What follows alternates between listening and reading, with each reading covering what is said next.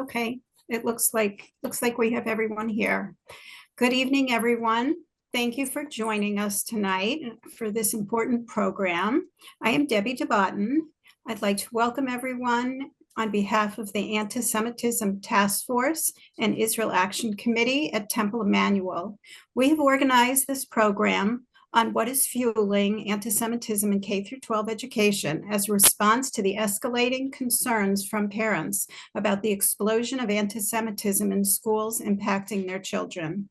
Jewish students experience anti-Semitism in schools through swastikas, bullying, curriculum, and through an ideology that can exclude Jewish identity. Parents are frustrated and concerned and are speaking up about this, and community members are listening. They want to know what is fueling this, how to recognize this in the classroom, and what they can do about it. Our speakers tonight are Rob Lycan and Dr. Brandy Shufutinsky, and our moderator is Robin Friedman. Rob Lycan is the Regional Director of AJC New England. Under Rob's leadership, the AJC exposed the anti-Semitism in the Massachusetts Teachers Association, and he is instrumental in promoting the adoption of the IRA working definition of anti-Semitism as an educational tool to identify and combat anti-Semitism. Rob currently serves on the Massachusetts Commission for Combating Anti-Semitism. Rob has been a contributor to various medias on topics ranging from Israel and anti-Semitism to intergroup relations and civil rights. He received his bachelor degree from Vassar College, an MS from Columbia University, and his JD from the Boston College Law School. A child of parents who survived Hitler's Europe, he grew up with a deeply rooted regard for the opportunity that American democracy affords Jews and other vulnerable minorities. Through his career, Rob has been a passionate defender of civil rights, an ardent advocate in the fight against anti-Semitism and other forms of bigotry, and a vocal proponent of a just and secure future for Israel and its neighbors. Dr. Brandy Shufutinsky is the Director of Education and Community Engagement at NAVI, the North American Values Institute, formerly the Jewish Institute for Liberal Values. Brandy empowers, trains, and supports people in their efforts to promote North American values in K-12 education and combat anti-Semitism. She is a social worker, writer, researcher, and advocate. She holds a degree in education from the University of San Francisco in international and multicultural education and her MSW from the University of Southern California. Brandy has worked towards advancing the rights of victims and survivors of domestic assault and sexual assault within the military community through practice, education, and research. Currently, she is working towards developing intercultural and academic opportunities to enhance liberal democratic values. She is a frequent contributor to the Times of Israel. Robin Freeman is a co-founder and chief content officer of Tribe Talk, an organization focused on educating and empowering middle and high school students to recognize and respond to anti-Semitism in their schools, communities, and on social media. She oversees Tribe Talk's curriculum and training, engaging students throughout the country at synagogues, schools, and camps. An attorney and community volunteer, her law practice focused on employment law, dealing with civil rights issues, including age, gender, religion, and national origin discrimination. A skilled and sought-out trainer and anti-Semitism expert, Robin has spoken in front of numerous Jewish organizations, appeared on podcasts, and authored an op-ed for E-Jewish Philanthropy. Now I will turn the program over to Robin and the speakers. And please, as you have questions, just put them in the chat and we will do our best to get to your questions. Thank you. Thank you very much, Debbie. And thank you everybody for attending. There's well over 100 participants on tonight. And it's good to see because there are certainly legitimate concerns about anti-Semitism in our schools, particularly in the K-12 arena. But that's not to say that every teacher or every school district or superintendent is having a problem with anti-Semitism. But it is certainly a legitimate concern. There is certainly a growing ideology and a growing problem. Just as an example, the Massachusetts Teachers Association, one of the largest teachers unions in New England, was singled out nationwide by the Free Press's article Massachusetts for some of the anti-Semitic posters that they were recommending. It highlighted some of the posters. One contained a dollar bill in the shape of a Jewish star, clearly an anti-Semitic trope. One that had Jews and Israelis depicted as snakes, that would be Nazi era imagery, and also a terrorist organization being lauded. So, but that is just one example of the issues that are plaguing the schools today in terms of anti-Semitism. So I'd like to start by asking you, Brandy, what is the ideology that's fueling this and how did we get here? Thanks, Robin, and thanks, Debbie. And everyone else who's coming to attend and be part of this really important discussion. I'm very honored to be sitting here with Rob and Robin, so we can have this important conversation. I actually want to answer that question. I'm going to share my screen and show a couple of examples of what I'm going to talk about.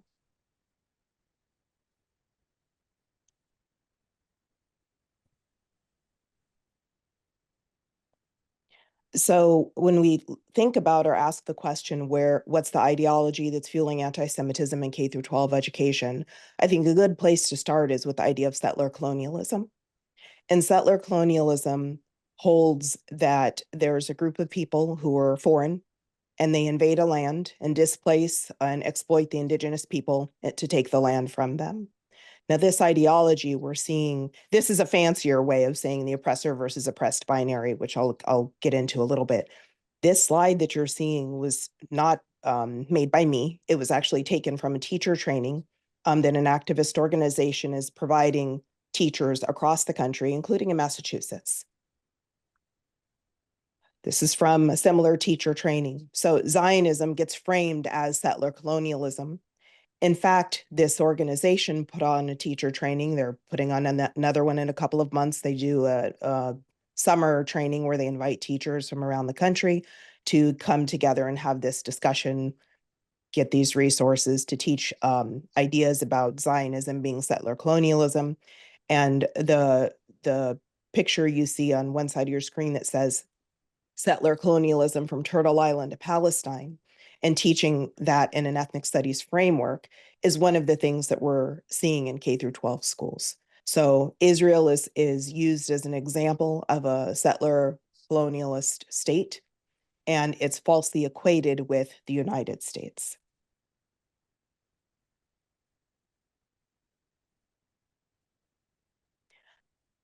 These graphics were taken from a lesson that was, there are people in the waiting room. I don't know if someone can let them in.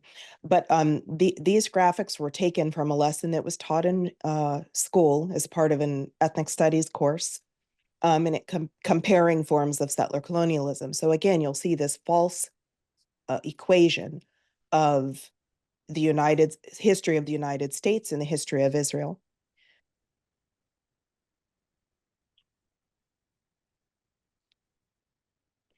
So what this does is it teaches kids that one group of people, the oppressed, are the rightful heirs and stewards of the land. And another group of people, the oppressors, are the group of people that should be resisted. This is another graphic. It was part of a lesson, part of a teacher professional development lesson. And the bottom, it's cut off a little bit, but it says, we didn't cross the border crossed us. In one side, it shows the United States with the border with Mexico, and the other slide, it shows Israel. And the border that is being depicted here is actually the security fence that was erected in response to terrorist attacks that saw upwards of 1,000 Israelis killed and hundreds more injured in suicide bombings. This ideology, settler colonialism, the oppressor versus oppressed framework, comes into K through 12 education through many different vehicles, and Rob's going to discuss some of them. I'm just giving one quick example. The liberated ethnic studies movement equates liberated ethnic studies with these two ideas you can see depicted by these two cartoon graphics: all power to all people and free Palestine. So there's this marriage of this ideology in this vehicle of liberated ethnic studies. These two slides are just part of a world history lesson that was taught in a high school in New Jersey. And the writing is small. I'm not going to read all of it, but I will read the first part under the Who is Hamas graphic. And it reads, Hamas is a Palestinian political party and armed resistance movement based in the Gaza Strip. It was initially formed after the first Intifada as a reaction to not only the violence that happened in Gaza, but also to the growing discontent towards other political parties at the time. So this was taught in a world history class to kids in New Jersey, teaching that a named terrorist organization is in fact just a resistance movement and formed in response to something. Again, it kind of gets to the core of the ideology of settler colonialism, where anything, including terrorism, done by the group that's been labeled or defined as the oppressed is justified and reframed as something that's innocuous or something that's worthy or something that's just, like resistance. And the revisit of an old trope. Again, this is part of a teacher training, equating Zionism with racism.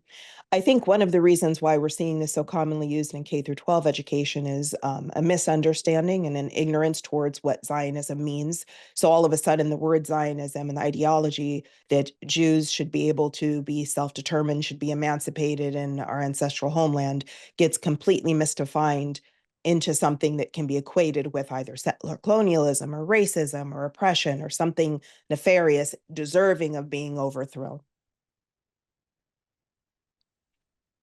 And I'll just mention quickly, this is a definition from Liberated Ethnic Studies, where they say what ethnic studies is. And the part that's in red that says, we analyze systems of power through engagement with anti-racist and social justice activism. We engage in acts of resistance. The acts of resistance part, I think we're seeing play out all over campuses, including right now, I believe, once again at Barnard. And I just want to give a little bit of a comparison. This is from Liberated Ethnic Studies.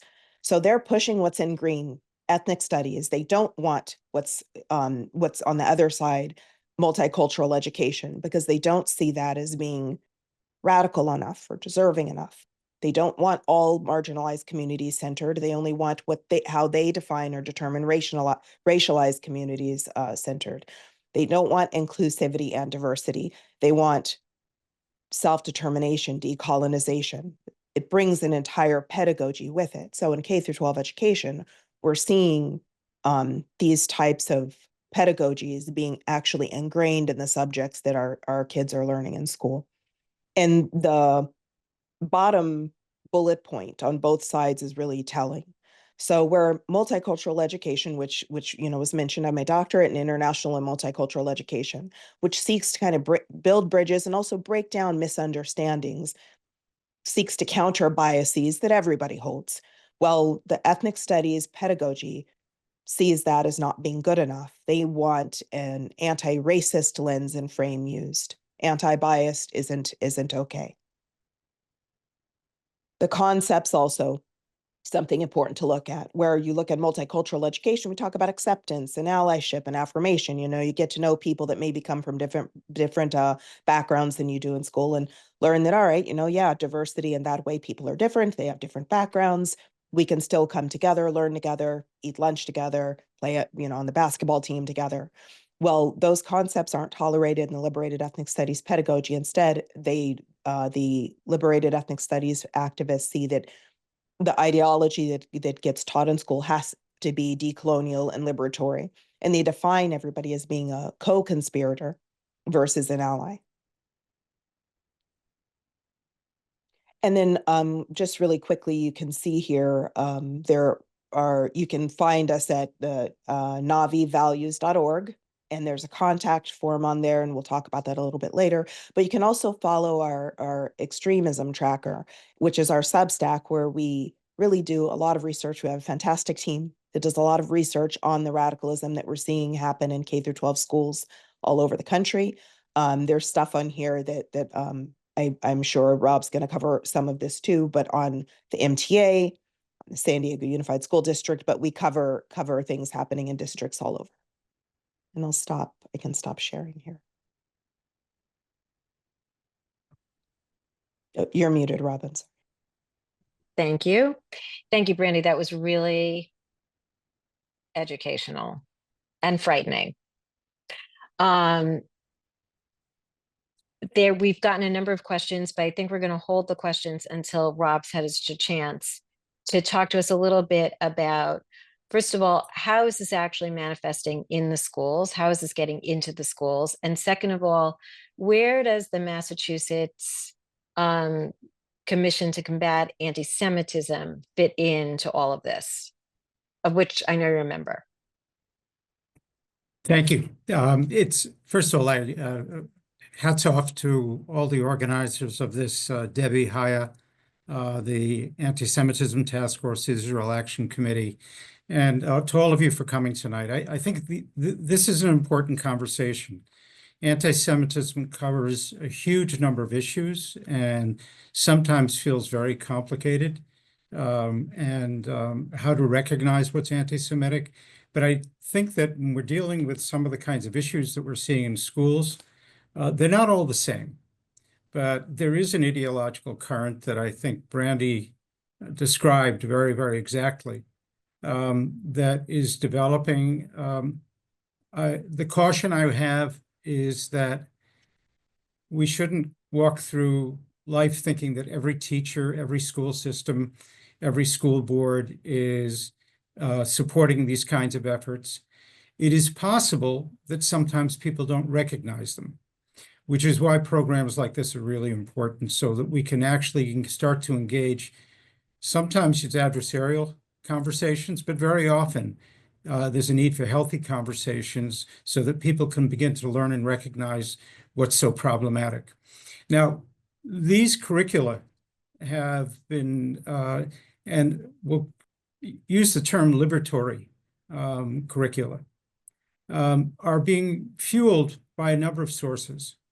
First, there are organizational sources. There are organizations, the Liberated Ethnic Studies Curriculum Consortium, which is really the mothership for a lot of what's gone on. You have the Coalition for Liberated Ethnic Studies, which operates in a variety of capacities, but in substantial part as an advocacy group to defend the kinds of programs and facilitate their spread. But you also have many other organizations that are proponents of these kinds of curriculum models. And the question is, how do they find their way into school systems, into states? And we're beginning to gather more and more information that's helping us to recognize some of the strategy. Because of time we have, we'll only get into a couple of them, but I think it'll make the point for you that and we will be coming out with more information on this subject, so we'll be able to talk about it more. But let me just use a classic example, and this was in California, and it started in 2016 when the California legislature passed a bill, and it said, among other things, the state law called for the Instructional Quality Commission to draft a law that the objective, they drafted a law that called for the Instructional Quality Commission to create a curriculum that prepares pupils to become global citizens with an appreciation for the contributions of multiple cultures, and then there's more language. That bill was sent to the Instructional Quality Commission, and a group of educators were appointed to develop a curriculum, and they did. And it happens that the people behind this were supporters of this liberated ethnic studies model curriculum that you heard. It wasn't called that at the time, but that's what it was. And they came up with a model that was novel for many people. But when they saw it, particularly people in the Jewish community, they were outraged, because it wasn't just that Jews were excluded from it. It's that Jews, Israel, and others were disparaged by the curriculum. There was a 2-year fight, and in the end, a lot of the offending content was taken away, but the core of the pedagogy remained. The theoretical constructs that you just heard described actually remained in many respects. what happened here was you had a group of academics who were largely uniform in their belief in the liberated model, who were able to quietly get themselves positioned to adopt this. Similar things have happened in Minnesota and also in Vermont, where groups of people came in. In Vermont, they actively excluded dissenters from the processes that were used to design the curriculum. Fortunately, the State Board of Education has annulled that the curriculum that was created. And there is a complex dance going on in Minnesota, but there may be a similar result. But in each case, you had a group of people who effectively subversively came in. There are other ways that these curriculum come in. Sometimes you get a group of teachers who like this kind of curriculum, and they bring in teachers to do teacher training. And the teacher training may be teacher training to deal with racism and give teachers tools, but it turns out the tools they're getting are this kind of curriculum. And there are lots of organizations that are out there to do that kind of thing. Let me offer another example of how this gets into a school system. And this is a Massachusetts example, and it turns out that the Boston Teachers Union, all the way back in 2017, empowered a group of teachers to begin to develop a curriculum that would serve to liberate students. And that curriculum, they brought in an outside expert. Her name is Dr. Alison Tintiago-Cubalas. It turns out Dr. Cubalas was also the co-chair of the group that developed the California curriculum, is one of the leading proponents of the liberated ethnic studies model, and also one of the founders of the Liberated Ethnic Studies Curriculum Consortium. She came in and she helped create a curriculum, and we have some level of confidence that for her involvement because her name was on every single page of the curriculum that was drafted. And this curriculum followed very much the model that Brandy described to you just now. The way that the union got this adopted was it began to train teachers from within the Boston school system and also from systems around the region. It then began a process of lobbying city officials, school boards, the Boston School Committee, the administration of Boston School Committee, and the City Council, and got steady pressure until finally in 2021, the City of Boston adopted a pilot program that developed more teachers were to be hired. In 2024, last year, Boston finally concluded that this curriculum did not meet its standards and shut it down. So we are full of appreciation for that. It was a lengthy, long discussion. It was done quietly with them. And ultimately, they made the right decision, presumably for the right reasons. I'm sharing that with you in part to understand that we have had this issue here in the area. It is possible to organize, and some of this has to do with educating people to why this is problematic. In this case, we found that there was specifically anti-Jewish content and there was specifically anti-Israel content. And I think the understanding that that was going to be a major concern of the Jewish community ultimately was persuasive for many people. One of the things to appreciate is that not every school system is going to adopt the Liberated Ethnic Studies program in whole. What you have is an ideology, you have a set of ideas, which are all framed around the idea that they are vehicles for advancing racial justice, for decolonizing schools, for helping decolonize students and relieve them from the oppression that they suffer. That has great appeal in many circles, not because people want to be anti-Semitic, but because they conceive of this as a path towards justice. And one needs to understand that if we're going to engage effectively in some environments with them. One of the areas where we've obviously all become, I'm assuming, all become very concerned is what the MTA is doing. We've been watching the MTA now for fairly closely for a year. AJC issued a report in December detailing the reasons why we're so concerned about them. Since 10/7, they've been involved in a series of practices which have put a target on Israel. They've been issuing resolutions, doing training programs, and issuing content that is effectively demonizing Israel and encouraging teachers to demonstrate solidarity with Palestine. I need to say that it is very possible that the overwhelming majority of teachers are unaware of a lot of this. We shouldn't assume that all teachers are aware of this and are bringing the MTA's content back to them, on the one hand. On the other hand, it is when you have the largest union in New England putting its significant political capital towards efforts to influence its own members, and with the specific desire to bring some of the materials they're creating back to their classrooms, then you know that we have a serious problem that can't be ignored, and we don't want to let metastasize.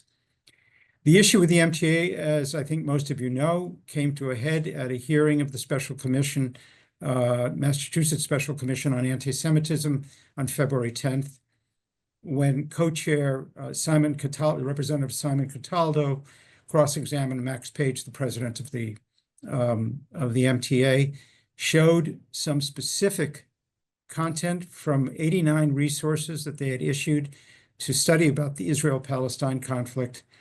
I had looked at all those resources. I can tell you that they were uniformly condemning of Israel. When they looked at the Israel-Palestine conflict, and the majority of them did, they were uniformly condemning of Israel. They invoked this idea of settler colonialism in much of the language that Brandy referred to. This curriculum, is now very much a public issue, as Robin pointed out. One of the big questions is Max Page, the president of the union, spent 2 hours facing withering examination. At any time, he could have said, you know, I didn't know this. I'm very uncomfortable with what I'm seeing. He could have apologized. He could have said he's going to look into it, but he didn't do any of those things. And the question is why? And we believe that there's substantial evidence to point to the fact that the reason he couldn't is because everything that was being presented and that they had presented is consistent with the underlying ideology of the MTA and what they had on a leadership level have been peddling now for years. If you go into their webpage, you'll find significant amount of content that is very much analogous to what they shared in these 89 points that were the subject of the hearing. The ideas that were being presented in the content have been there all along. The MTA is increasingly an ideologically driven organization. It is not responsible for curriculum, but it is in a position for influence. I want to make one more comment about that. There have been a group of teachers who've been very much involved in resisting what's going on. We've been working very closely with them for over a year. They have very courageously continued this fight.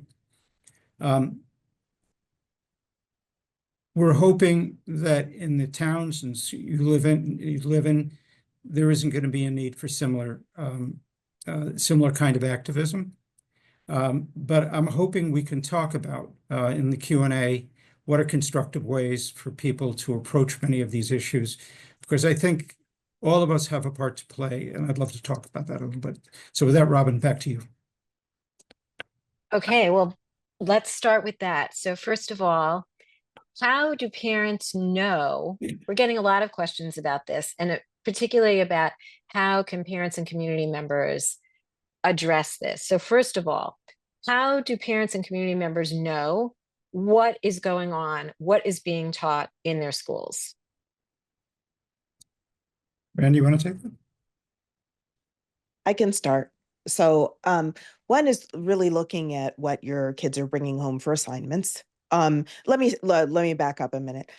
Public schools are their records, their curricula, what they do in the classroom, like the public has a right to know. So there are public records requests that you could submit to see what curricula your kids' teachers are using or what the school's using. But besides that, it's really a lot of the information that we've received has come directly from either students or teachers. So a kid gets an assignment, they're like, this sounds strange, or this sounds bigoted, this sounds like it's stereotyping. They tell their parent, their grandparent, somebody, or a teacher who's been given resources, whether it was from the teachers union or from an outside consultant group that has come in and provided professional development, that's come to us and said, this is what they're telling us to use in the classroom, and this goes against the ethics of the profession. This goes against like civil rights legislation, that type of thing. So really knowing what your student is being taught in their classroom from assignments, and then also trying to figure out who's your school district contracting with to bring in to the school to provide teacher professional development, because the groups like AJC, groups like Navi, we're pretty well aware of the activist organizations that are trying to take advantage of the will and well-meaning administrators to get into schools to bring some negative materials in. But those are two ways, know what your kid's doing and know who's in the classroom with them. So I'm assuming that then that also means that people have to actually attend the school board meetings in order to figure out what who districts are contracting with as well. That I mean, you should attend school board meetings anyway. You should run for school board. You should support great candidates who are running for school board who really want to center academic excellence and student learning. Some of this stuff isn't going to necessarily come out in a school board meeting. Sometimes you have to ask questions, and those questions don't have to be a cross-examination. It really can just be, the kids, at least it used to be known that kids do better at school when there is open communication between home and school. So when parents and teachers are working together for the best interest of students, students usually flourish in a learning environment. And that usually happens when there are channels for open communication and there are questions. There is the ability to ask questions or for those questions to be answered. Let me just pick up on a piece of what Brandy just said. We often choose to get involved when something worries us, upsets us, and then we start knocking on doors and saying, we want to talk to you, and why are you doing X or Y? That tends not to work well. I think what Brandy was saying is really key. It's very important to develop relationships with people in the schools. Things that may seem obvious to many of us may not be obvious to them. One of the things that I've learned over a long time is that a lot of people don't know a lot about Jews. They don't know a lot about Jewish sensibilities.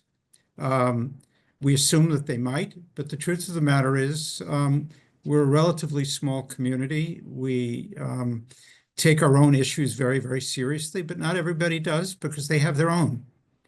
I'm saying this because if we want schools to be alert, they need to be the principal, the superintendent, the members of the school board, the people who are working in various departments need to have relationships with people in the Jewish community who come in and are able to come in periodically and say, this is what I care about. Can you help me understand what you're doing about X or Y? But where you have relationships with them. And that's really a lot of the issues that we're talking about don't play out in organizations like the MTA, and they don't play out even in large government bureaucracies. They play out in town to town. And so if we want to be effective, then you need to focus on building those relationships and understanding that in 90% of the cases, people who may be doing things that concern you just need a conversation. The assumption that if something is happening you don't like, it's because they're trying to hurt us is often not a very helpful view. So I'm just suggesting that organizing to engage before a crisis in all the ways that Brandy identified is one of the most effective forms of advocacy that you can do if you want to influence and move what happens in your school system.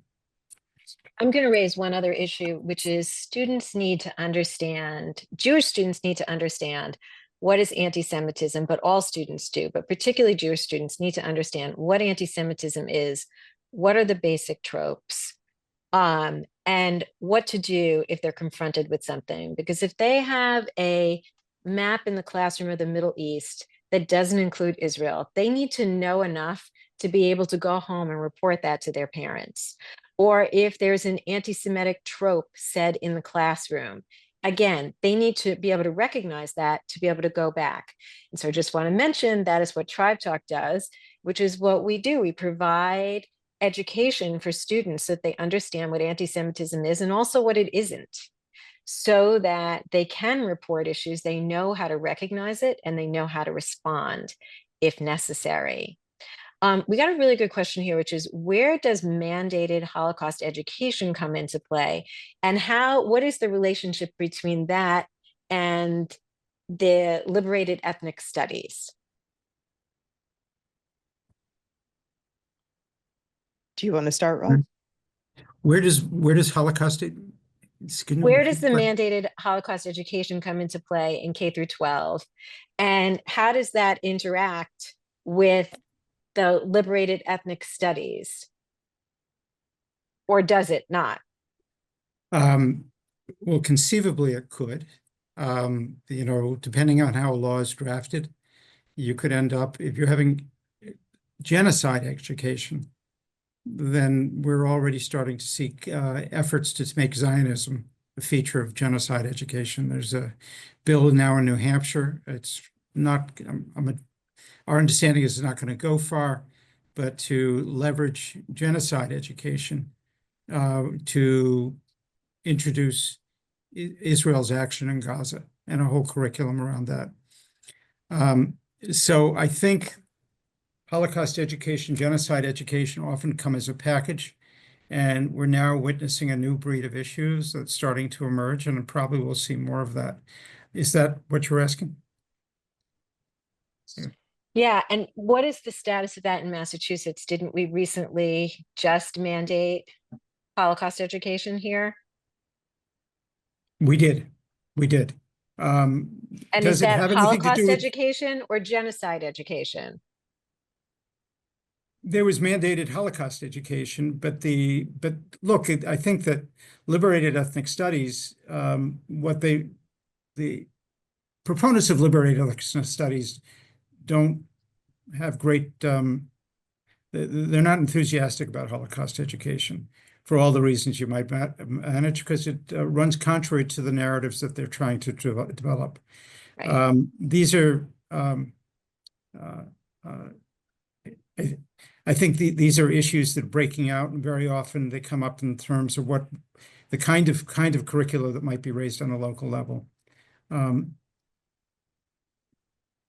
That's what I got. I just want to make one point. A lot of times, especially over the past probably 4 or 5 years that I've been doing the work that I'm doing now, when an anti-Semitic incident happens in K through 12 education, people that are rightfully concerned about it say we need more Holocaust education. And I disagree.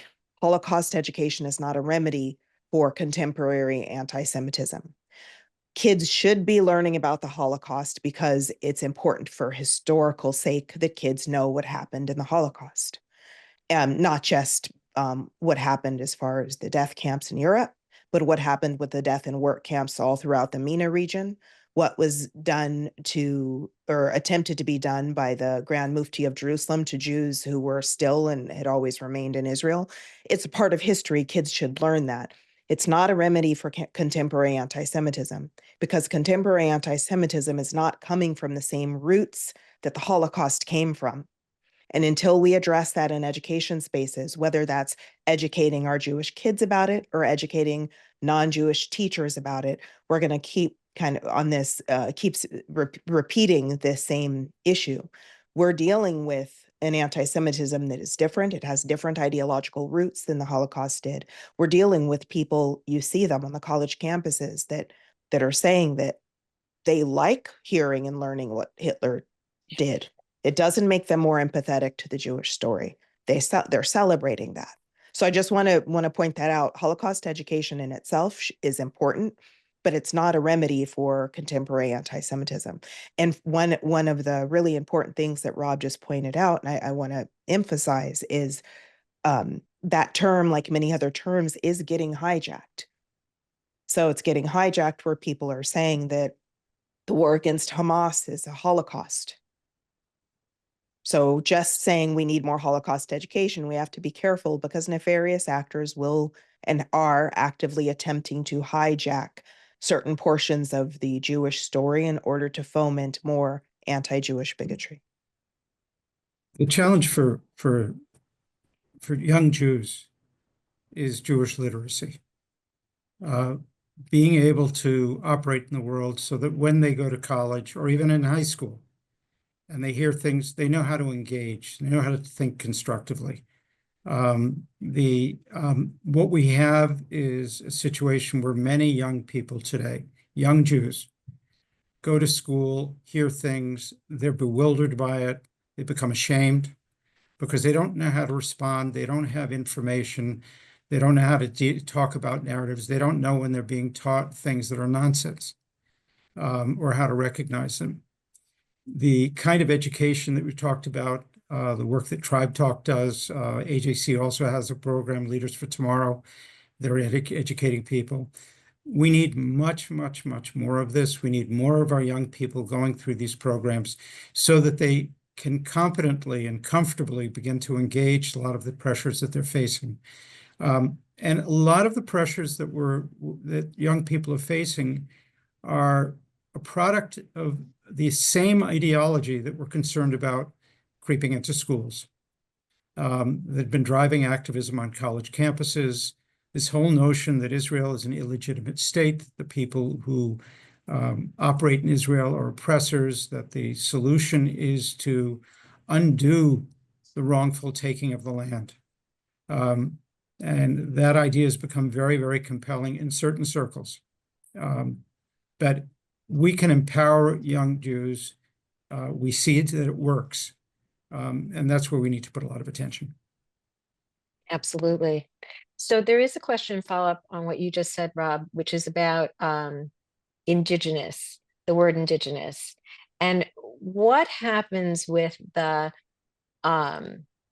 fact that Jews are also indigenous to the land? And is it a matter of ignorance that that's ignored in some of these ethnic studies, or is it willful?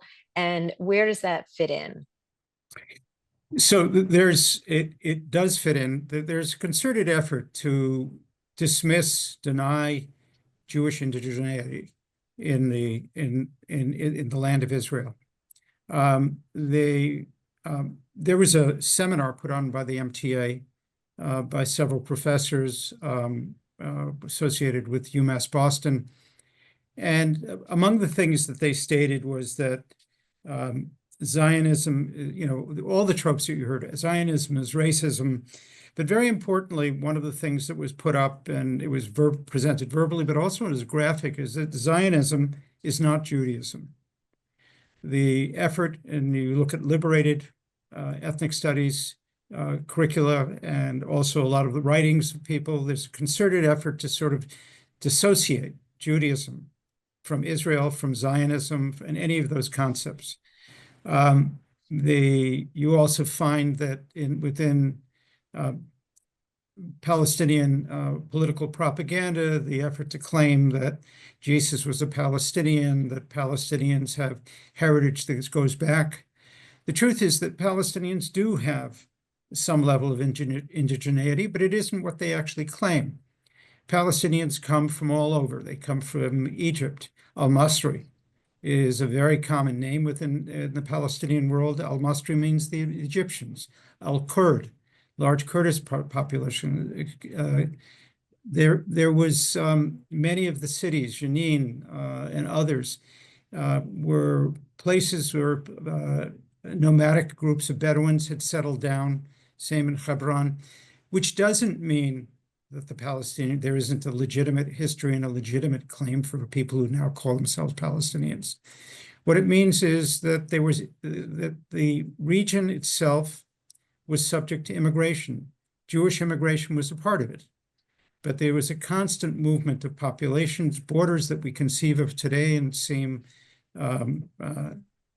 inflexible. In fact, were entirely porous. It was part of the Ottoman Empire.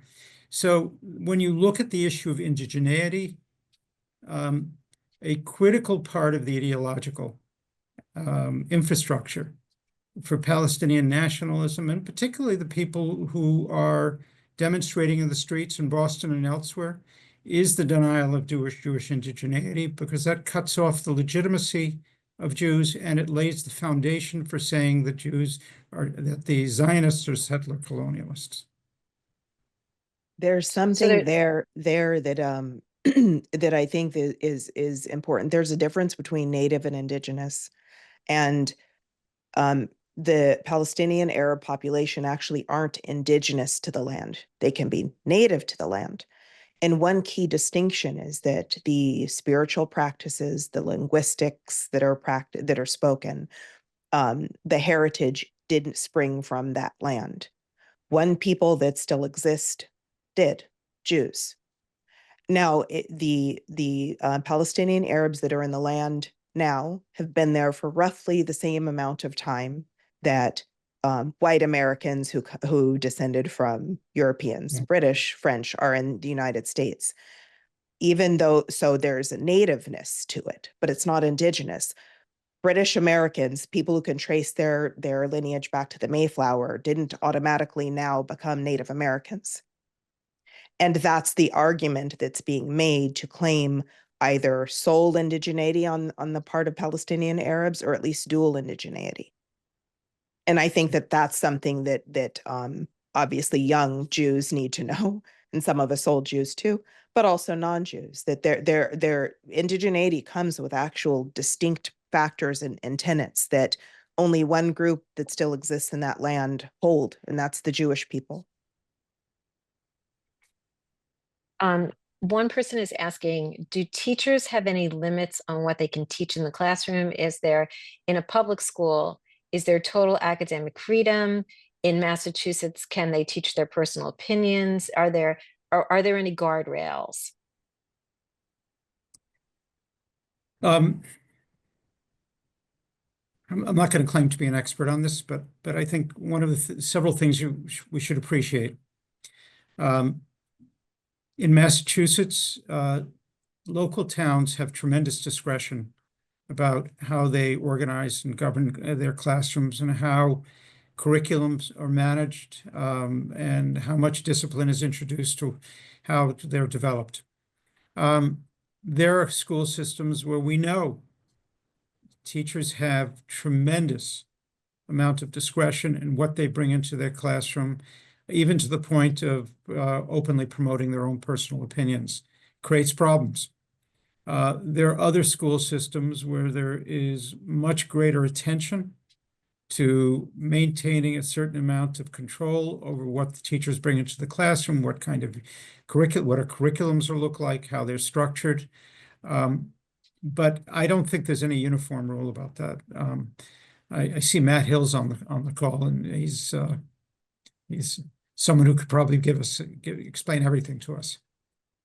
I will say K-12 teachers don't have academic freedom. That's something for higher education, mostly because K-12 educators are working with minors.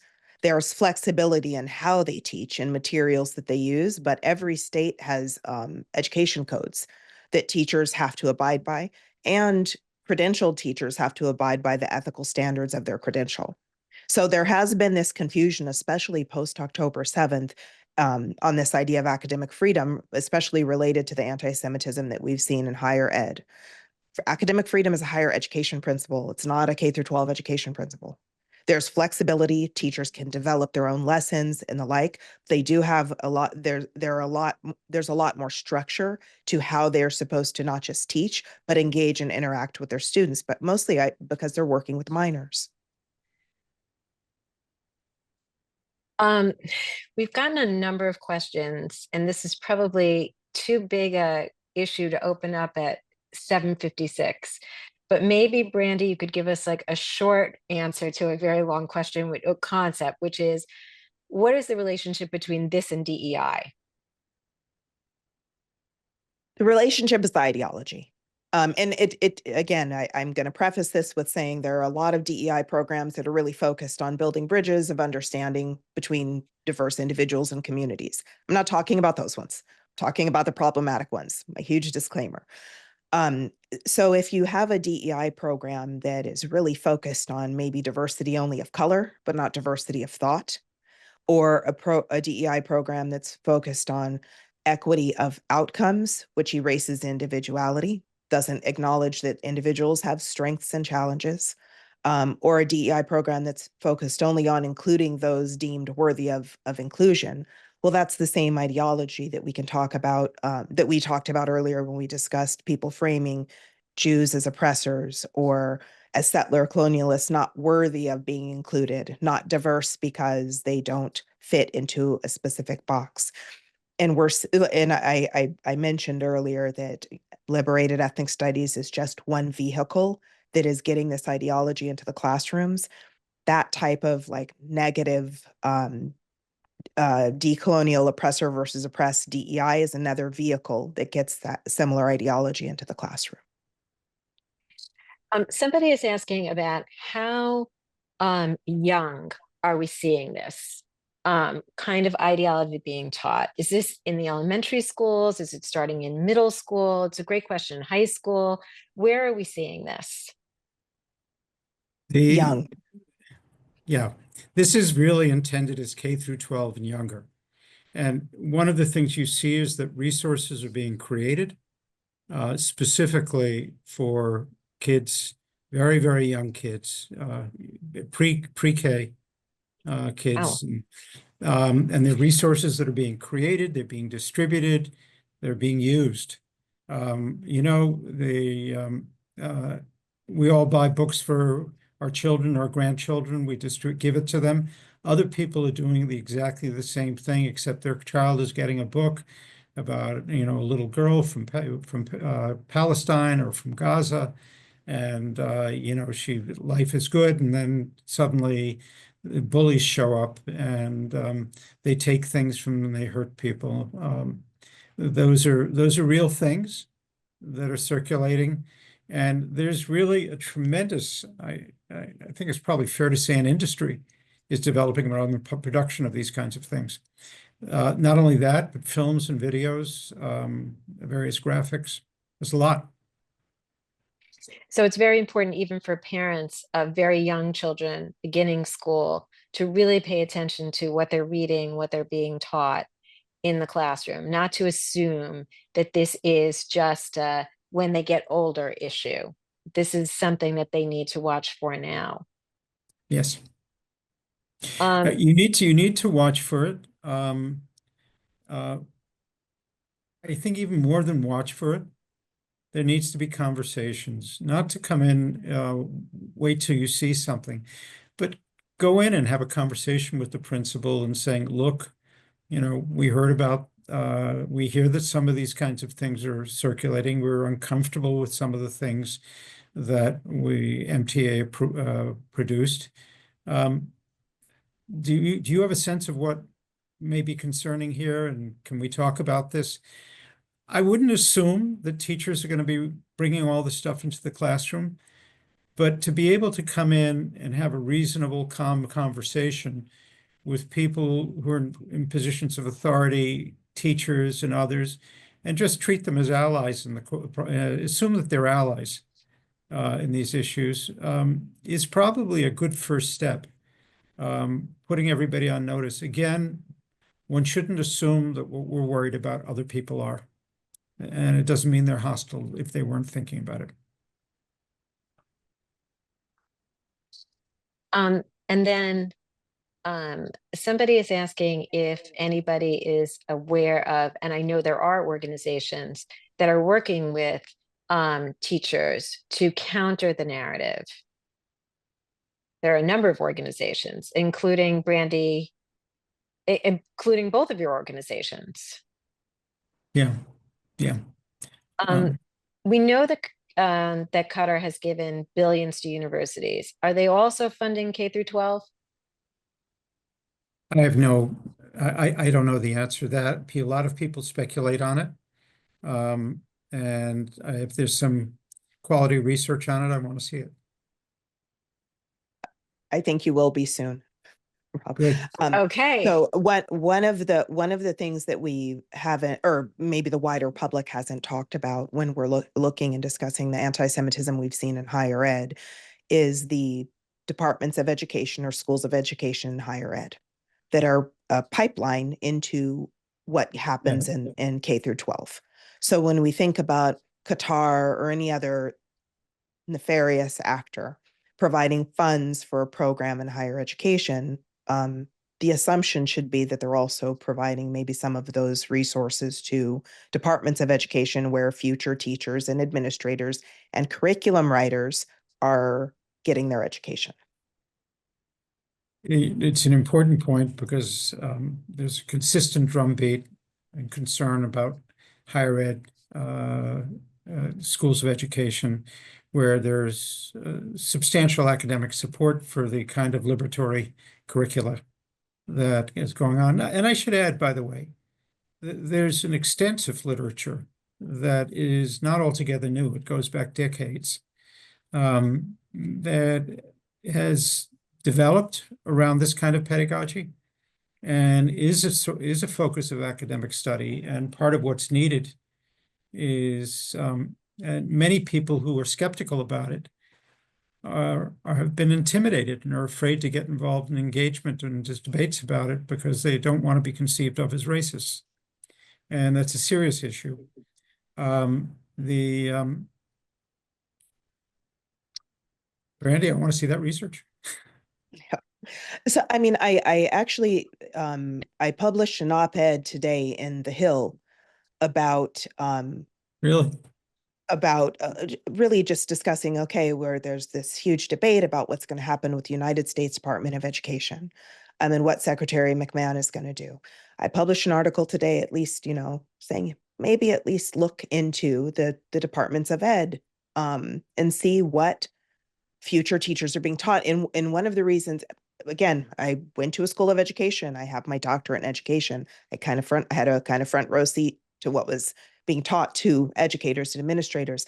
And this is also why I really think that we can't miss, we have so many well-intentioned teachers that are just being given resources that have a specific agenda, and those teachers may not be aware that that agenda is anti-Jewish or anti-American.